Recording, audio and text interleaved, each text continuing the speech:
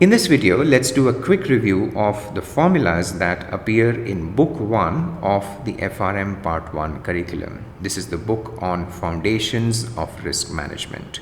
Let's begin with a very simple formula, and this is the formula for the expected return for my entire portfolio. So if, let's say, I have a portfolio which contains only two assets. These are asset 1 with a weight or allocation W1 and asset 2 with a weight or allocation W2, which is equal to 1 minus W1. Then the expected return for this simple two asset portfolio is simply equal to the weighted average of the individual expected returns. Okay, I can extend this formula to the case where I have n portfolio constituents, n assets sitting in my portfolio. And again, the expected return for the entire portfolio is simply the weighted average of the individual expected returns. Okay, next, let's now talk about the standard deviation, or let's say volatility of portfolio return. So the standard deviation of this Rp, also called sigma p, is simply equal to the square root of the variance of this Rp. The variance of Rp is simply the variance of W1 R1, which is W1 squared sigma 1 squared, plus the variance of W2 R2, which is W2 squared sigma 2 squared, plus 2 times the covariance between W1 R1 and W2 R2. So which works out to W1 W2 times rho 1 2 times sigma 1 sigma 2. Okay, so rho 1 2 is the correlation between R1 and R2. Sigma 1 and sigma 2, these are standard deviations respectively of R1 and R2.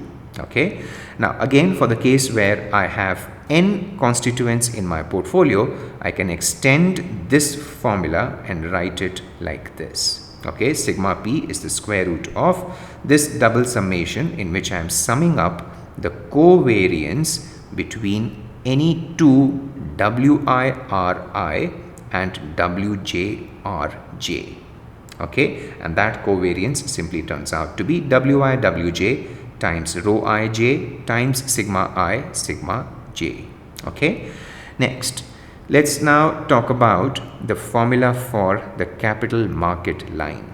The capital market line, it basically tells us that the expected return for a portfolio P works out to the risk-free rate of return, which is like a base level rate of return for zero risk, plus the quantity of risk that is contained in this P.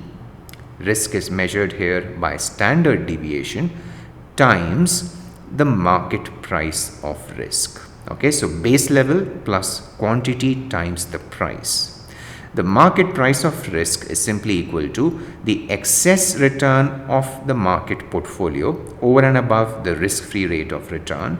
You can think of this excess return to be the market risk premium divided by the total risk of your market as measured by sigma m. Okay, next, let's now talk about the formula for beta, which is the measure of systematic risk.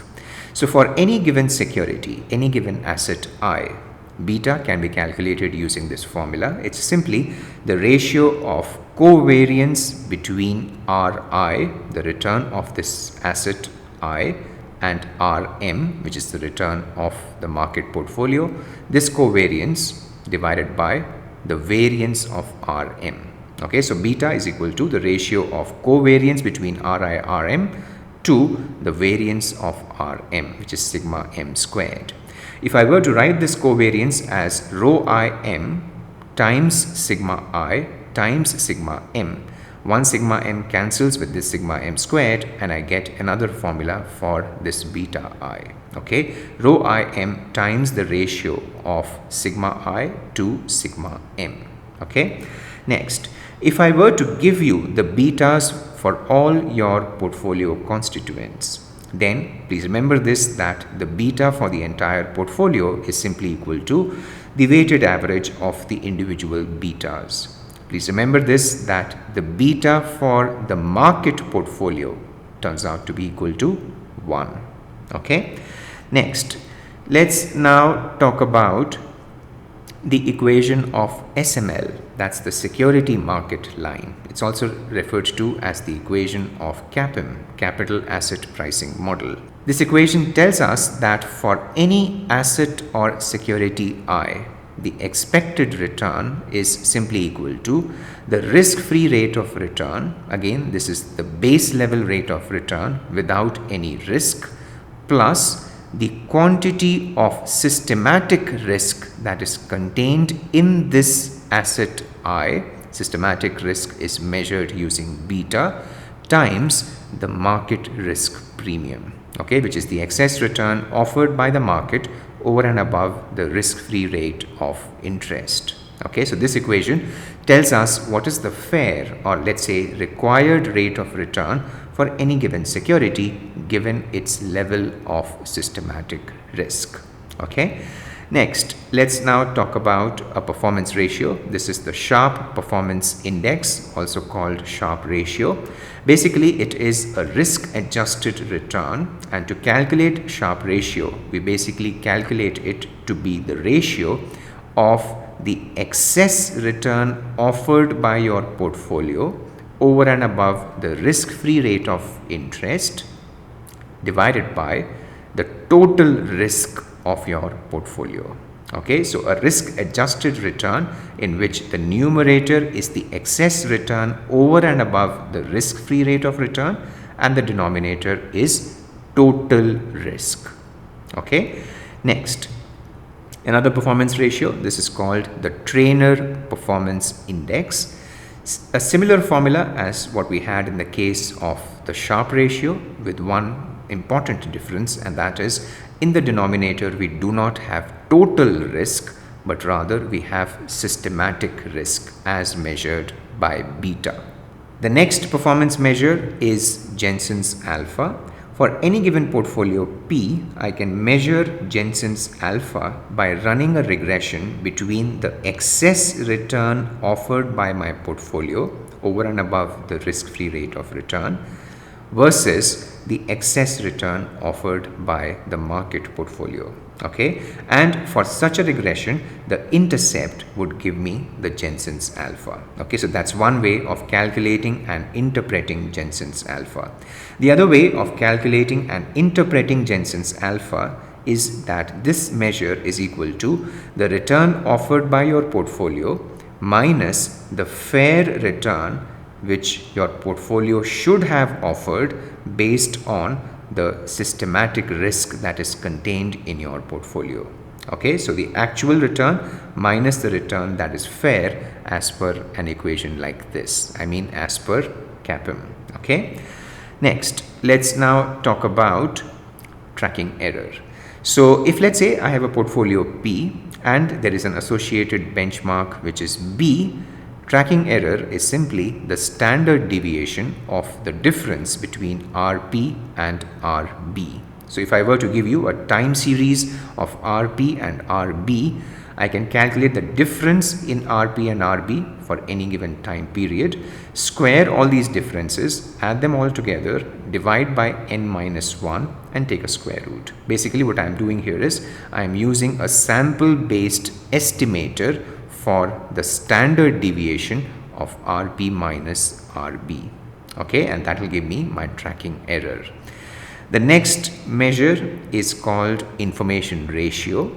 This measure is like the Sharpe ratio but with one important difference, and that is the numerator and the denominator for information ratio, both of them, they are relative to my chosen benchmark.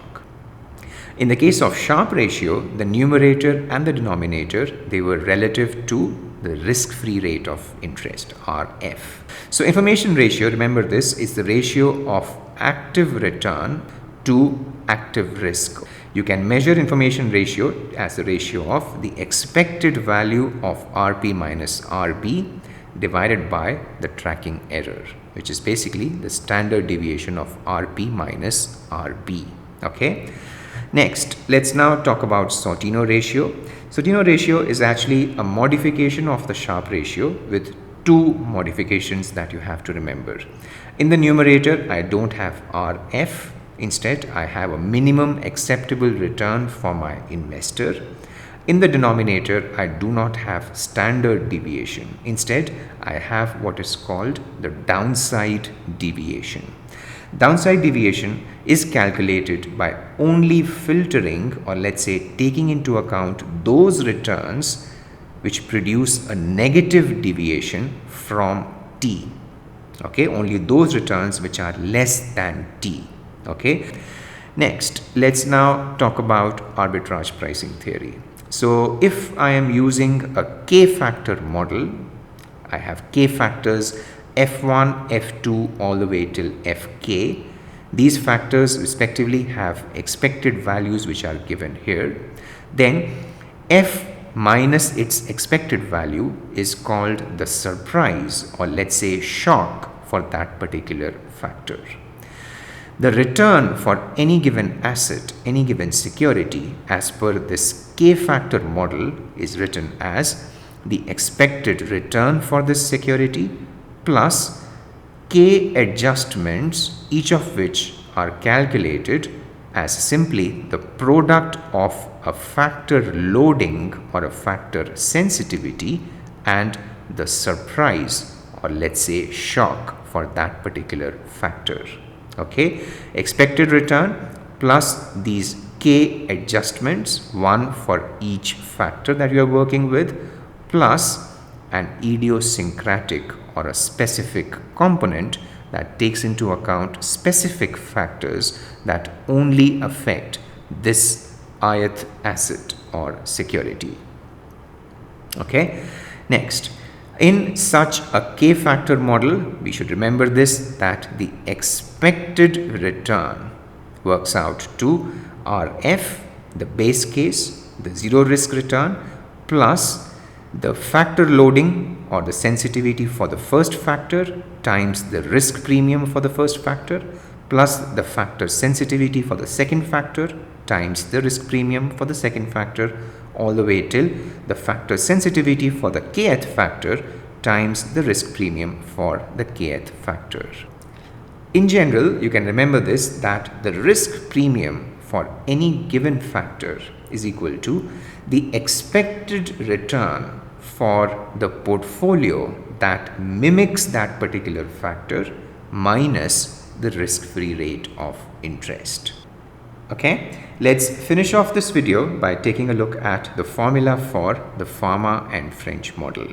The Fama and French model, it extends CAPM by including two additional factors, which are the SMB, which is small minus big, and HML, which is high minus low. Okay, so as per the Fama and French model, the expected return for any given asset or security I is equal to the risk-free rate of return RF plus the factor loading, or let's say the beta for this ith asset with respect to the market portfolio, this beta times the risk premium offered by the market plus the beta of this ith asset or security with respect to the SMB factor, this times the risk premium of the SMB factor, which is simply the expected value of the portfolio, I should say the return of the portfolio which is created to mimic the SMB factor.